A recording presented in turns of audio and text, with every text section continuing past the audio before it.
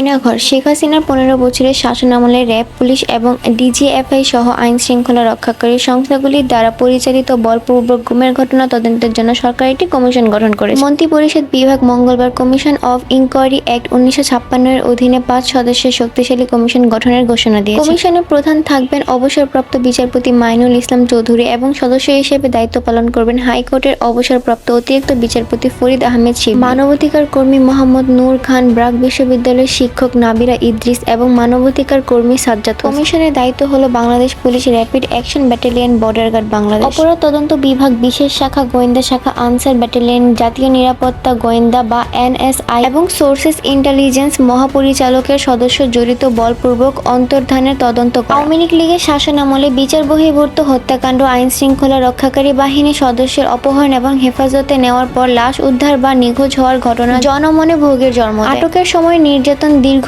গোপন কারাবাস এবং ডিজিএফআই এর বিরুদ্ধে আয়নাঘর বা আয়নাঘর নামে পরিচিত একটি গোপন নির্যাতন কেন্দ্র পরিচালনার অভিযোগে মিডিয়া রিপোর্টে উঠে এসেছে। 8ই আগস্ট ক্ষমতা গ্রহণের পর থেকে অন্তর্বর্তী সরকার ধারাবাহিকভাবে এসব গুমের তদন্তের জন্য একটি কমিশন গঠনের কথা বলে এসেছে। এই ছিল আয়নাঘরের আসল রহস্য। এরকম আরও কিছু ভিডিও পাওয়ার জন্য অবশ্যই চ্যানেলটিকে সাবস্ক্রাইব করবেন এবং বন্ধুদের সাথে ভিডিওটি শেয়ার করবেন।